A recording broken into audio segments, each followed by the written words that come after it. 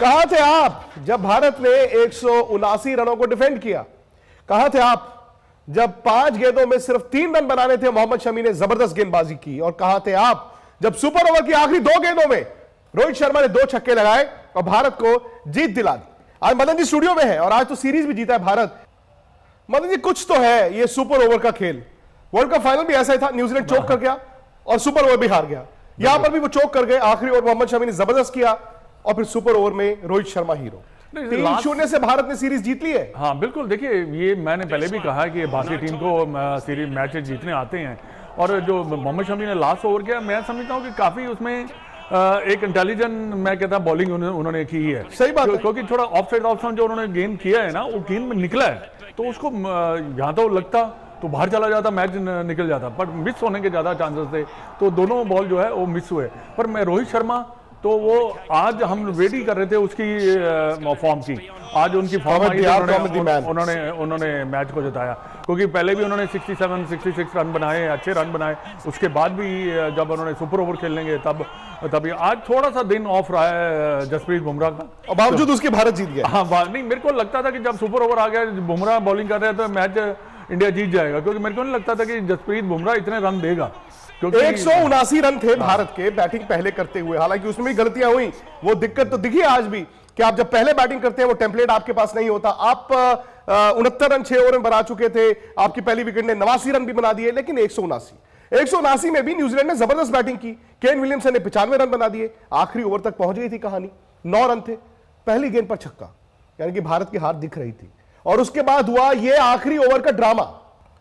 वैसे हमेशा ये कहावत है कि जो बल्लेबाज होता है वो अफसर होता है, जो गेंदबाज होता है मजदूर होता है। I am sorry Madan ji, आप ही के अल्फाज है, कपिल पाजी भी यही कहते हैं। नहीं, पर फिर भी बॉलर मैच मोहम्मद शमी ने वो आखिरी ओवर ना किया होता तो ये मैच आप हार गए थे, ये सुपर ओवर तक जाना ही नहीं था। और न्यूजीलैंड ने भी चौक किया। हाँ, बिल्कुल चौक किया। 180 रन बनते थे। हाँ बनते थे। और मैं जब लास्ट ओवर जब करने आया ना मोहम्मद शमी, वो कई सोच रहे, ऐसा लग रहा था कि कैप्टन ने जो डिसीजन लिया बिल्कुल सही लिया। उसने अपने सबसे ज्यादा एक्सपीरियंस बॉलर को बोल दिया। क्योंकि अगर शार्दुल ठाकुर को दे देता तो, क्योंकि उसको पहले भी इतना ज्यादा कॉन्फिडेंस नहीं था उसकी बॉलिंग में, तो ये चीजें होती। बट मैं समझता हूं कि 180 से ज्यादा रन बनने चाहिए। एक दो गलतियां की, वो तो आपकी दिक्कत है। नहीं, दिक्कत देखिए, आपने दिक्कत बनाई आज। आपने शिवम दुबे को नंबर 3 बैटिंग करने भेज दिया, जिसकी जरूरत नहीं थी। 89 आपने 6 में 69 रन बना दिए, 9 में आपके 89 रन थे पहली विकेट पे। आपने शिवम दुबे को भेज के। अच्छा, अब देखिए बड़ी मजेदार बात है, रिकॉर्ड बुक्स क्या कहेंगी? रिकॉर्ड बुक्स कहेंगी कि भारत ने पहले बैटिंग की थी और भारत इस मैच को जीत गया। हम तो हमेशा कहते हैं कि चेज तो इंडिया अच्छा करता है, T20 में दिक्कत आती है पहले बैटिंग करते हुए।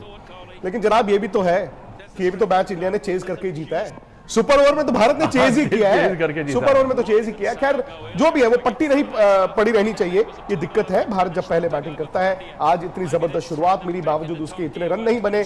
लेकिन रोहित शर्मा ने न सिर्फ वहां पर 2 छक्के लगाए, यहां पर भी उन्होंने 65 रन की बेहतरीन पारी खेली। और जैसे मदन जी भी कह रहे थे, शिवम दुबे को शायद नंबर 3 भेजना वो गलत फैसला था। हाँ गलत, क्योंकि आपका मोमेंटम चल रहा है ना, आपके रन बन रहे हैं, तो तो जब शिवम को 3 करते हो, विराट 4 हो जाते हैं और श्रेयस 5 हो जाते हैं, मनीष पांडे 6 हो जाते हैं। नहीं, सबसे बात यहाँ पे क्या आती है कि विराट कोहली फॉर्म में चल रहे हैं, कॉन्फिडेंस है उनको गेम चलाने का।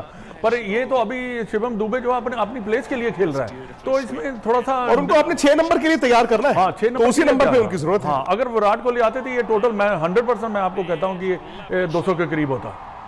ये डेफिनेटली मैं कहता हूँ, क्योंकि आपका रिदम, जो मोमेंटम, जो पर ओवर रन निकल रहे थे, वो निकलते चले जाए, क्योंकि विराट को गेम चलाना। न्यूजीलैंड पैनिक कर गया जी, न्यूजीलैंड पैनिक कर गया। हाँ डेफिनेटली पैनिक कर गया जब उन्होंने लास्ट ओवर में उसको रन नहीं बने, ऐसे आराम से आसानी से बनते थे।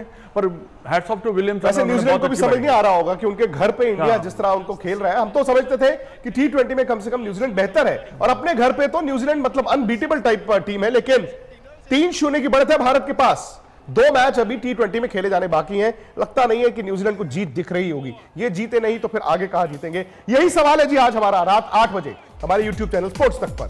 क्या ये 5-0 दिख रहा है? आमतौर पे हम घर में खेलते हैं तो कहते हैं, लेकिन T20 में 5-0 दिख रहा है। न्यूजीलैंड के हौसले पस्त हो गए हैं। YouTube पर जाएं, स्पोर्ट्स तक को फटाफट से सब्सक्राइब करें। आपने आज स्पोर्ट्स तक के साथ सारा मैच देखा, अपने विचार भी रखे, और रात 8 बजे आ जाइए, हम और आप मिलकर 5-0 की तैयारी करते हैं। सब्सक्राइब कर लीजिए, नोटिफिकेशन की घंटी बजा दीजिए। रात 8 बजे 2 मुकाबले खेले जाने हैं, शुक्रवार को और संडे को।